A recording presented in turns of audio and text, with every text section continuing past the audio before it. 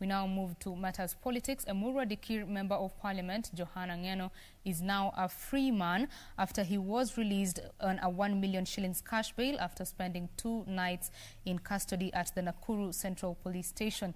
Chief Magistrate Elizabeth Osui ruled the state failed to provide evidence to prove that the lawmaker, who pleaded not guilty to charges of hate speech and offensive conduct, would interfere with investigations. This even as pressure mounted on the legislator to apologize to the First family over remarks he made over the weekend deemed to border on hate. The court had deferred the ruling on bond application after the State Counsel Daniel Karuri, in his submissions, opposed the lawmaker's release on bond on grounds that the current situation at Emurua Dikirr is volatile, adding that being a senior politician in the area, he is bound to interfere with witnesses.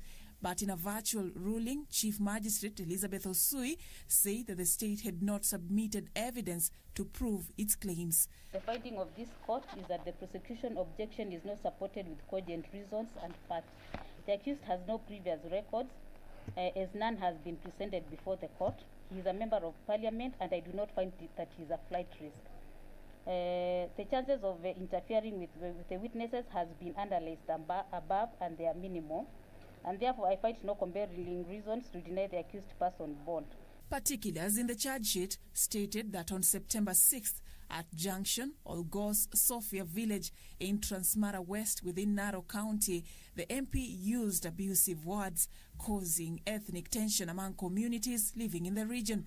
He was released on a 1 million shillings cash bail and required to alternatively deposit before court a 2 million shillings bond with a similar surety.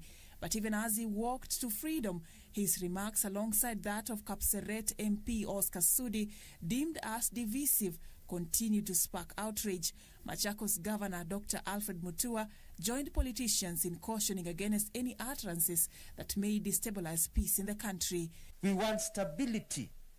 Tunataka viongozi ambao wanajenga, sio kuharibu. Viongozi ambao wanaweka temperature chini, sio kupandisha temperature. Hii mambo ya saa zote kelele, matusi na mambo ingine, it is an indication of people who really do not understand the importance of stability and civilization. As Nairobi Alternative Leadership, we demand the following. Number 1, that the independent constitutional institutions responsible for deterring and reprimanding such criminal behaviors swiftly moves to arrest and prosecute such characters without discrimination.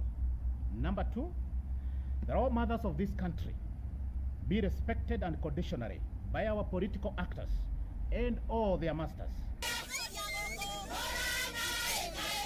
This even as women leaders across the country led demonstrations demanding for an apology from the duo.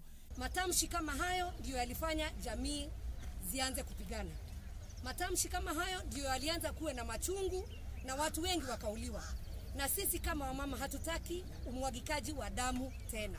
Hatutapatiana kura kwa mtu anatukana mama yetu, kwa mtu anatukana president wetu. Kama wamama wa nchi ya Kenya, hatutakumbali matusi kutoka kwa kiongozi yoyote. Sudi must apologize. Apologize kwa kila mtu anaitwa mama.